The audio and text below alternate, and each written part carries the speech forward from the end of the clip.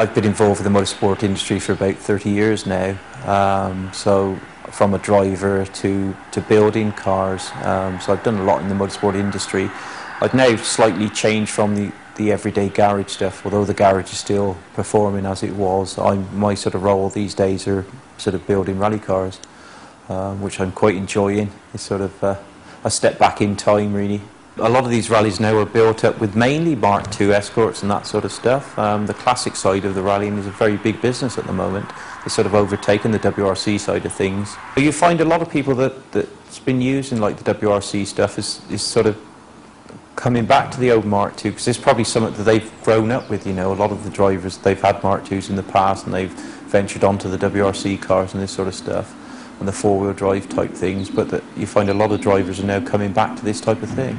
I think it's just they've always been a really popular car, and they've always worked really well. The size of the car and the sort of the way that it handles is really good, and sort of they produce about 250 horsepower, which is quite a lot of power through a rear-wheel drive car. The cars are very tail happy, so you've got to be careful that you don't catch anything on the back end usually, you know, because they are very sideways cars. But it's the way they're driven, really. That's the sort of the nature of the car. But you just got to try to be as tidy as you can with them, you know, sort of try and keep them as straight and as on the power as much as you can.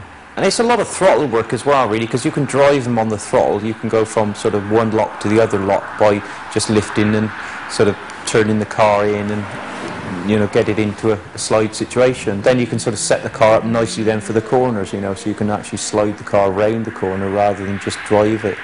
You usually come back with a big smile on your face because it's such an enjoyable time in the car, so they're very spectacular to watch.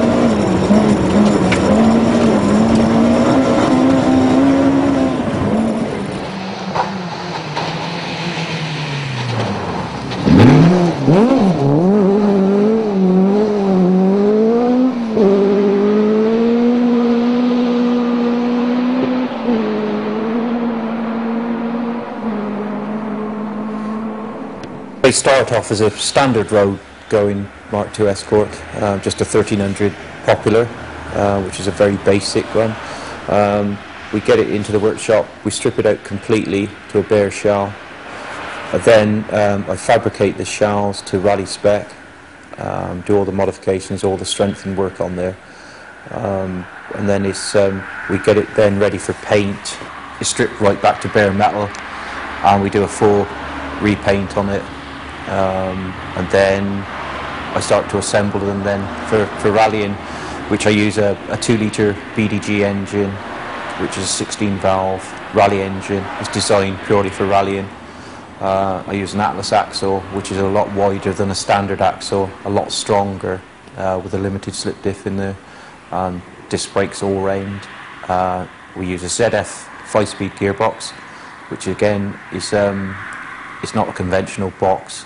It's got a dog leg first, which is the first gear is down there rather than the conventional gears, and that's a quick change box. And we use a special clutch in them that's a lot harder than a normal clutch. And basically, they've got a lot harder suspension to cope with all the terrain that they go over. You're looking in excess of sort of £100,000 really for a top class car, like what we produce. And they still work very well. The cars are, you know, the original cars are sort of 30 years old, but they still work really well in today's rally, and they're very, very popular now. The historic side of motorsport is a very big thing at the moment.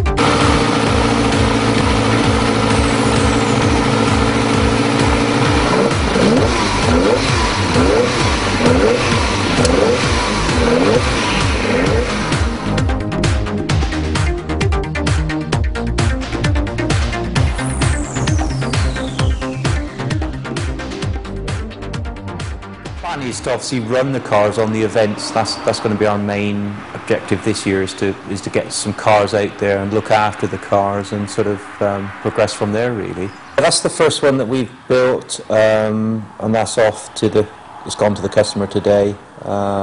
We'll be having the car back to get it ready for the first event.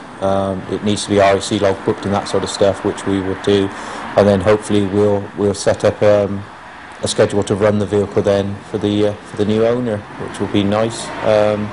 Obviously, from competing, I sort of know all the ins and outs of the job, really, and it'd be nice to get one out there to be used.